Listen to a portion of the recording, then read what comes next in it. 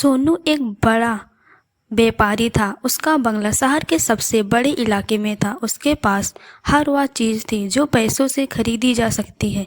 बड़ी गाड़ियाँ, विदेशी कपड़े, महंगे गहने, अनगिनत सेवक। सोनू अपने जीवन में बहुत मेहनत की थी, लेकिन अब वह धन के नशे में इस तरह डूब गया कि उसे अपना धन ही जीवन लगने लगी।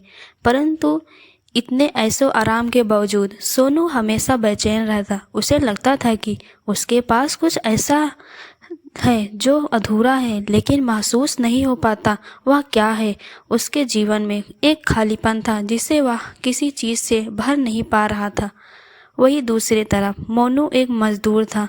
उसका छोटा सा घर दूर दराज के गांव में था, जहां सुविधाएं बहुत कम थी। मोनू दिन रात मजदूरी करके अपने घर का पेट पालता। उसके पास ना कोई आरामदायक बिस्तर था, ना बड़ी गाड़ियां, परंतु उसके चेहरे पर एक संतोष भरी मुस्कान रहती थी। मोनू हर छोटी छोटी चीज़ों में खुशियाँ ढूंढता। उसके पास भले ही धन ना था, पर उसका दिल हमेशा खुशी से भरा रहता था। गांव के लोग सरल स्वभाव और दयालुता के कारण उसका बहुत सम्मान करते।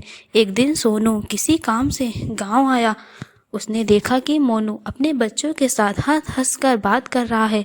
बच्चों की हंसी मोनू का स्नेह और संतोष देकर सोनू के दिल में एक भावना जाग उठी। सोनू ने खुद से कहा, मेरे पास इतनी दौलत है, फिर भी मैं इतनी खुशी महसूस नहीं कर पाता।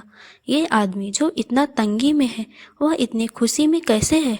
सोनू को यह जानने की इच्छा हुई और उसने मोनू से मिलने का निश्चय किया। सोनू ने मोनू से पूछा कि भाई, तुम इतने गरीबी में रहकर भी इतने खुश कैसे हो सकते हो? तुम्हें किसी चीज़ की कमी महसूस नहीं होती?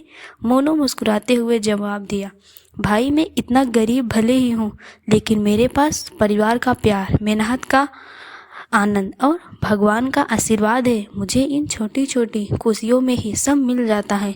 सोनू यह सुनकर चौंक गया। उसने कहा, पर पैसों के बिना जिंदगी बहुत कठिन हो जाती है। मैंने पैसे के लिए बहुत मेहनत की है और यही मेरे जीवन का लक्ष्य रहा है। मोनू ने सोनू से कहा, पैसे से सुविधा खरीदी जा सकती है, पर सच्ची खुशी नहीं। जो इंसान अपने पास जो है उसी में खुश रहना सीख लेता है, वही असली खुशी है। मुझे अपने जीवन में धन का नहीं, बल्कि रिश्तों और मेहनत की अहमियत का पता चला है। सोनू धीरे धीरे मोनू की बातों को समझने लगा। उसे अपने जीवन का सारी भौतिक वस्तुएं अब फालतू लगने लगा। उसे लगने लगा कि वह अपनी ज़िंदगी में इतना व्यस्त था कि वह अपने परिवार के साथ समय भी नहीं बिताया। सोनू ने अपने घर वापस लौटने के बाद अपने जीवन में बदलाव लाने का फैसला किया। उसने समझा कि खुशी केवल भौतिक चीज़ों में नहीं, बल्कि अपने प्रियजनों के साथ बिताए गए पलों में है। धीरे धीरे सोनू ने अपने जीवन शैली में बदलाव किए। वह अधिक दान करने लगा और लोगों की मदद करने में वह आनंद महसूस करने लगे। उसे जीवन में संतोष और खुशी मिलने लगी, जिसे वह धन में ढूंढता था। उधर मोनू को भी अमीर आदमी से मिलकर सीखने का मौका मिला। उसने सीखा कि एक हद तक धन जीवन की आवश्यकताओं को पूरा करता है।